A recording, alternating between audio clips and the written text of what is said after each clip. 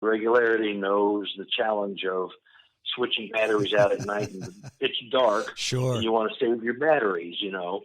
And so I had just stopped recording, and lo and behold, boom, there was my 2 sightings. Mm-hmm. But I saw all 3, or 2 would be out near your area, Mark Twain Forest, Southeast Missouri, Eminence, Ellington Way, Peck Ranch, if that tells you anything, where they reintroduced elk to the habitat. They have a big ranch there called Peck's Ranch.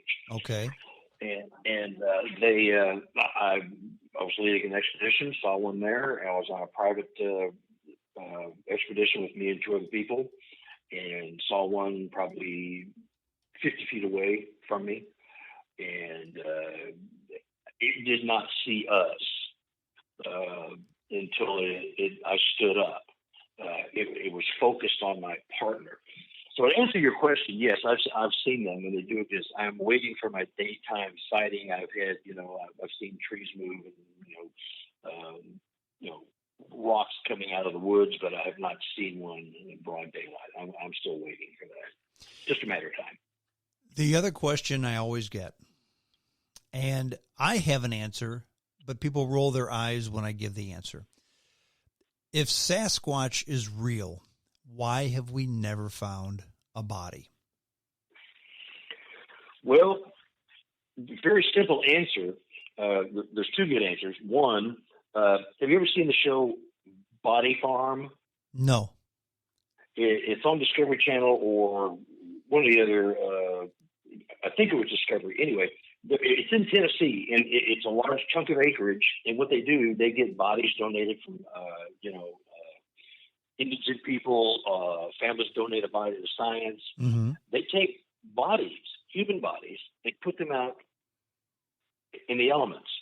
And in 3 to 5 days, a human body or any large, even a bear, can be completely dispatched. There'll be no trace of it from where it dropped. You might find a skull here. You might find a leg bone, 50 yards away. But the maggots, the moths, the flies, the raccoons, there's all types of predators who feast on different parts of the body. The raccoons and possums love the bones. They chew on them, get the marrow out of there. The maggots lay their eggs in the decomposing body. The flies that hatch, the larvae that hatch, eat the body for nutrients until they go out and fly around on their own. So it takes 3 to 5 days for a body to decompose. An alpha predator like a bear, a wolf, you don't find them either because they are sick. They leave the pack because they're going to be a hindrance to their to the survivorship of the pack, because they're going to have to keep caring for the slow and injured and infirm. So they go off somewhere until they get better or they die. And where do they go to make sure they're not disturbed? They hide themselves. They go into a cave. They bury themselves under a log or under a bunch of leaves and lay there until whatever it is that's ailing them passes. Or if it doesn't, they die right there on the spot. Mm-hmm. And the same process, decomposition process, takes over.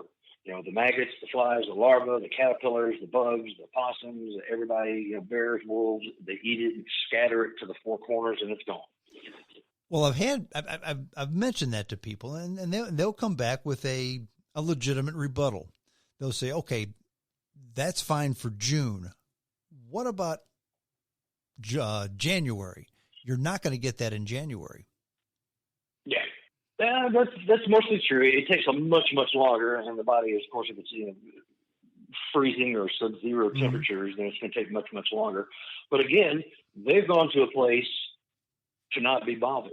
They are hiding, and they're already living in an area that is virtually impenetrable to men and women of normal skill sets to go find them. So they're already hidden. And if they're hidden when they die, you're not going to find them unless it's a rare happenstance. It's just not going to happen. They have a place like the Elephant's Graveyard to go to and die. The The rebuttal I have to that is, and I believe there's something out there. I believe that they're an intelligent hominid. And I will ask the question, I say, okay, well, when's the last time you stumbled upon a dead human body in the woods?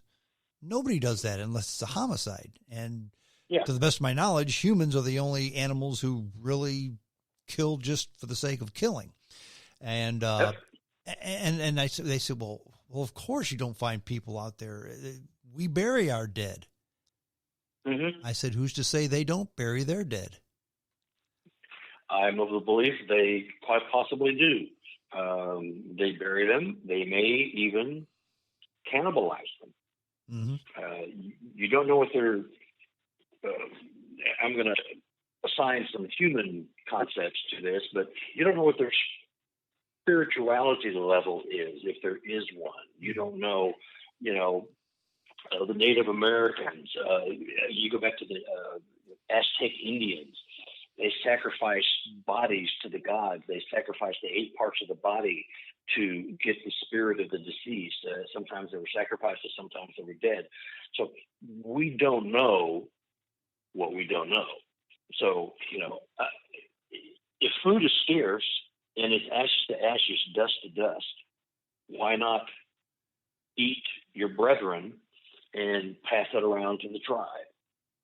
Tribes and abstract concept, but it's not done. Maybe they do bury their dead. There's several reports and several people have written books about witnessing the burial of dead ones. There's actually one here in Missouri. What was I'll think of the name. But she witnessed a Sasquatch buried her dead baby in a cave.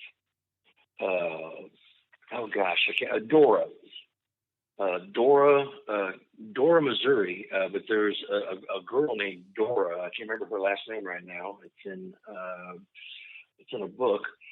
She was taken outside from her house at night and carried across the street into a cave, and she played with Sasquatches as a child. Really?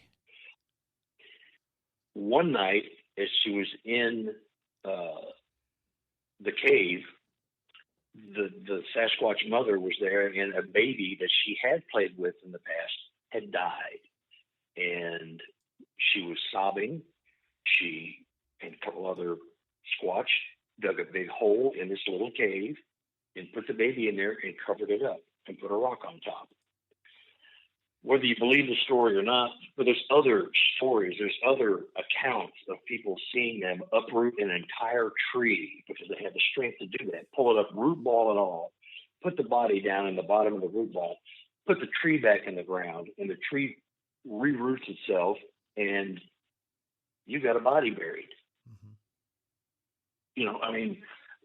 So I think they do probably bury their dead. All those reports, if even a couple of them are true, there's something to it, And this whole phenomenon about Bigfoot sightings, Sasquatch sightings, this isn't something that's new. This isn't something that has just been upon us in the last 50, 100 years. Virtually every Native American tribe has Sasquatch or creatures or brethren, whatever they call them, in their folklore. The ones that from the northeastern United States all the way to the Pacific Northwest, all of them have the same stories, and there's no way that these tribes ever communicated with one another, but they see the same thing. They have the same stories. They have the same folklore, and they're all very similar, and they treat them with respect. Yeah. Well, I think they had a symbiotic relationship with Native Americans. They go back, minimum of 5,000, possibly considerably further if you look at the cave drawings and carvings of the creatures that are either alien and or Sasquatch looking, depending on your interpretation of their art. But they're obviously shown with humans. So these are creatures not human that they are interacting with. And so if you've got a symbiotic relationship, you're going to pick up burial rites. You're going to pick up, hunting, attitudes, philosophy. You're going to pick up the traits of the predominant civilization that's on the planet. So, the Sasquatch are going to pick up some of this and carry it on to their own way of life. So, they've been around here.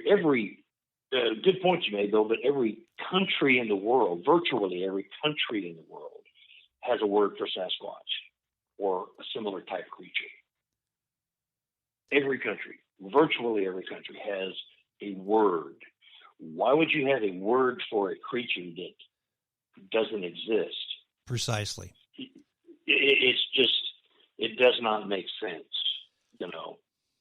Of all the Bigfoot researchers, and I don't know that I would call him a Bigfoot researcher. I would call him he's a police detective, David Politis. Yep. The missing 411 accounts that he has, the inference is that many of these people that were missing, most of them, he specializes in people that are missing from the national parks, in the wilderness. They go in the wilderness and they're not found. Parents have children right there, and all of a sudden they turn around and then the child is gone. No screaming, no nothing.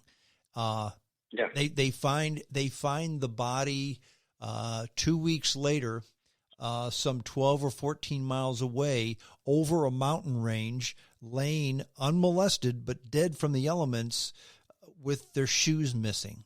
How did that body get there unless something huge picked it up and carried it?